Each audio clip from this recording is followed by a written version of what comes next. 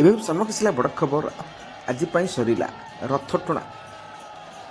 ଆସନ୍ତାକାଲି ପୁଣି ଥରେ ଟଣା ହେବ ପବିତ୍ର ଘୋଷଯାତ୍ରାରେ ଭକ୍ତଙ୍କ ମଧ୍ୟରେ ଭରି ରହିଥିଲା ଭାବବେଗ।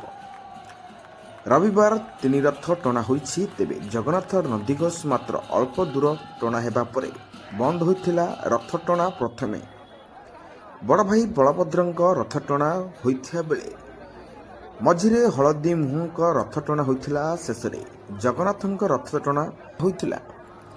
ଭିଡ଼ିଓଟି ସମ୍ପୂର୍ଣ୍ଣ ଭାବେ ଦେଖିବା ପୂର୍ବରୁ ଗୋଟେ କଥା କହିବି, ଯେଉଁମାନେ ଭିଡ଼ିଓ ଦେଖୁଛନ୍ତି ସବସ୍କ୍ରାଇବ୍ କରିନାହାନ୍ତି ଜଲ୍ଦି ଯାଇ ସବସ୍କ୍ରାଇବ୍ କରି ପାଖରେ ଥିବା ବେଲ୍ ଆଇକନ୍ ଦବାଇ ଦିଅନ୍ତୁ, ଯାହାଫଳରେ କି ସର୍ବପ୍ରଥମେ ଲାଟେଷ୍ଟ ଖବର ଆସିବ ପହଞ୍ଚି ପାରିବ ଆପଣମାନଙ୍କ ପାଖରେ।